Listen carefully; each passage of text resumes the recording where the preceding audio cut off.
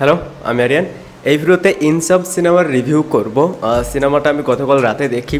এই সিনেমার কাস্টিংয়ে রয়েছে শরীফুল রাজ, মোশাররফ করিম, তাসনিয়া ফারিন। এরপর যাই হোক, এই সিনেমার গল্প নিয়ে যদি একটু করে বলি, ইউসুফ ভাই অ্যান্ড এইখানে ইউসুফের যে ক্যারেক্টারটা যেটা প্লে করেছে শরীফুল রাজ, তার একটা ফ্ল্যাশব্যাক রয়েছে।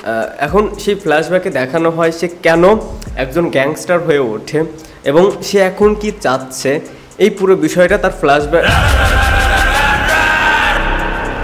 এরপর যদি বলি এই সিনেমার টেকনিক্যাল পার্টগুলো নিয়ে, বেশ কিছু ভিএফএক্সের সিন দেখে আমি জাস্ট অবাক হয়ে গেছি, আমি জাস্ট ছিটকে গেছি। লাইক এরকম অবস্থা আমার অবশ্যই প্রশংসা করতে হয়। এরপরেও এই সিনেমার যেটা আমাকে সবচেয়ে বেশি ইমপ্রেস করেছে সেটা হচ্ছে বিজিএম। যদি পারফর্মারদের নিয়ে কথা বলি, শরীফুল রাজ, মোশাররফ করিম, একজনের ক্যামিও রয়েছে, সেটা এখন সবাই জানেন, চঞ্চল চৌধুরী। এরপর তাসনিয়া ফারিন। সো